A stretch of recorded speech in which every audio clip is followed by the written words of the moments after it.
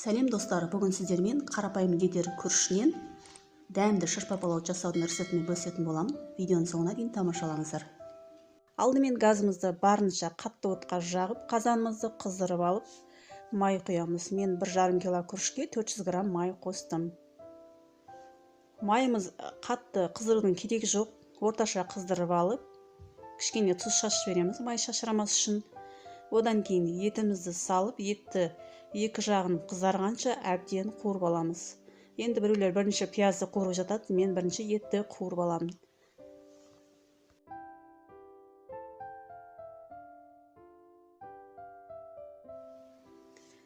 Етіміз қуырылғанша енді күрішімізді дайындап аламыз. Күрішімізді жақсылап тазалап жуып алғаннан кейін қайнап тұрған суға 1 сағаттай салып қоямыз.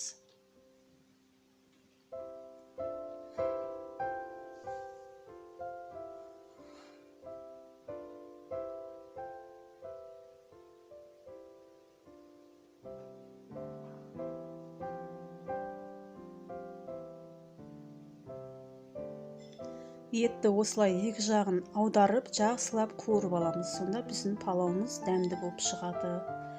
Енді оның үстіне пиязды салып, пиязымыз сарғайғанша тағы да әбден жақсылап қуырып аламыз.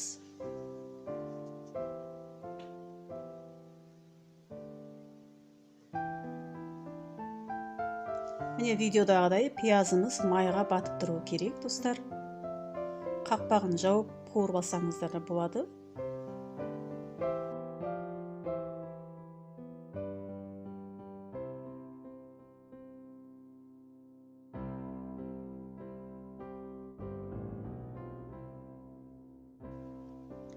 Ет пен пияз жақсылап қуырылғаннан кейін оның үстіне майдалап туралған сәбізімізді саламыз. Одан кейін керегенше тұз қосамыз. Мен 1,5 қасық тұз қостым. Қақпағын жауып, 10-15 минуттай тағы да қуырып аламыз.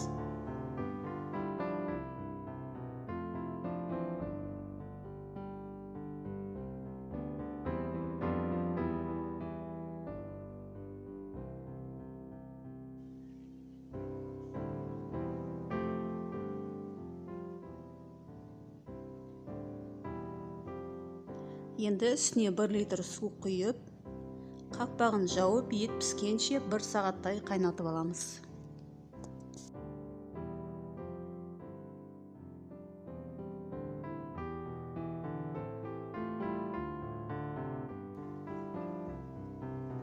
Міне арада 1 сағат өтті. Осылай сорпамыз жай қайнаса өте дәмді, кез келген тамақ өте дәмді болып шығады. Жақсылап араластырып, етін бөлек алып аламыз.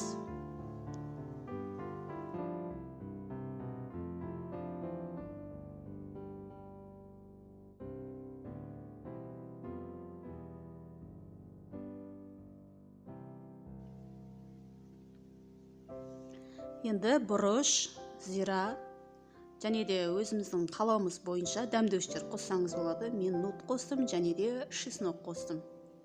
Ащы бұрыш, зира, нут және де чеснок қостым. Егер ұнамаса, қоспауға да болады. Күрішін салып, күріш әбден сорпасын тартқанша қатты отта қайнатамыз.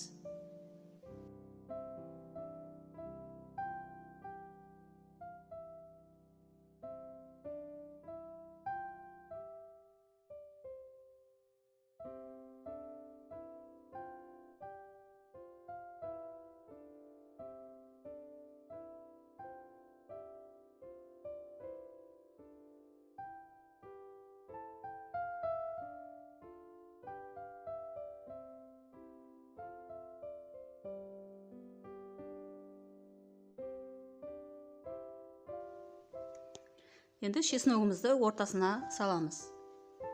Қақпағын жауып, сорпасын татқанша қойып қоямыз. Міне біздің күрішіміз сорпасын толық тартып дайын болды.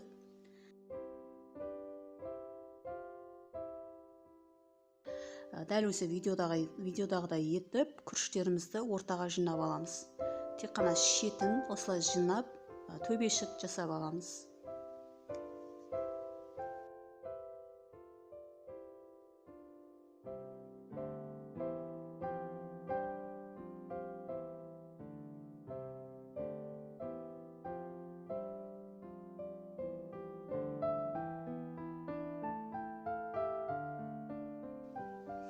Енді күрішіміз толық жақсы пісу үшін осылай ағаш қасықтың көмегімен осылай тесіктер жасап қоямыз. Сонда күріштеріміздің арасынан бу жақсы өтіп, күріштеріміз жақсы пісетін болады.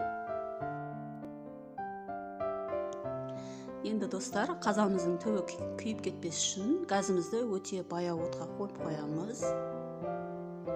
Енді күрішіміз жақсы пісу үшін бетіне осылай салафан мешокпен жауып, қақпағын басып 20-30 минуттай буда пісіріп аламыз. Енді достар, палауымыз піскенше салатымызды дайындап аламыз. Ол үшін бізге жаңадан піскен балғын свежий қиярмен қызанақ керек болады. Екеуін майдалап араластырып, кішкене ғана тұз сеуіп араластырамыз. Біздің салатымыз дайын. Бұл салатпен палау өте дәмді болады.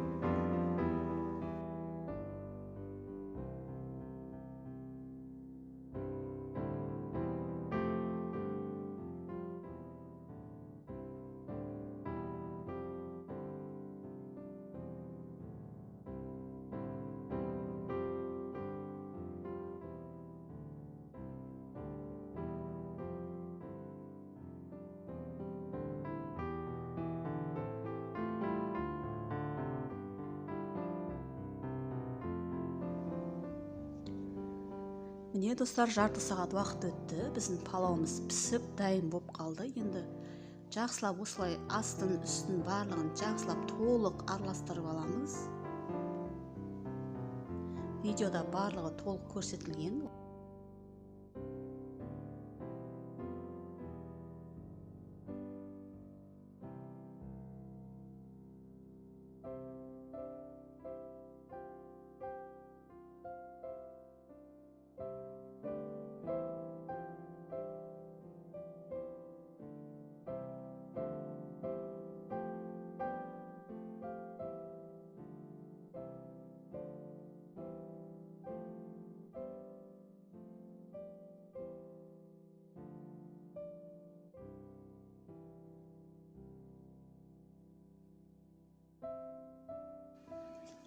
Күрішімізді осылай әбден жақсылап араластырып болғаннан кейін тағы да 10 минут буда пісіріп аламыз.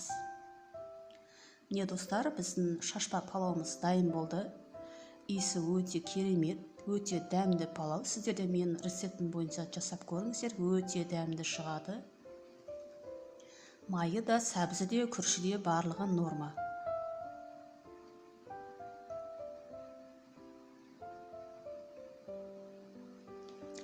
Құрметті достарым, назарларыңызға көп рахмет. Қазақша рецепт каналын қолдап кетуді ұмытпаңыздар. Ол үшін тек қана сіздерден өтінерім, менің каналыма тіркеліп, лайк басып, комментарий бөліміне өз ойларыңызды жаза кетіңіздер. Құрметті YouTube көрермендерім, керемет шашпа палау жасау үшін қатты аса қымбат күріштің қажеті жоқ. Қарапайым лидер күрішінен де осындай шашпа палау пісіруге болады. Менің видео рецептім ұнаса, комментарий қалдырып, қоңыраушаны басуды ұмытпаңыздар. Келесі видео рецептерде кездескенше сау саламат болыңыздар.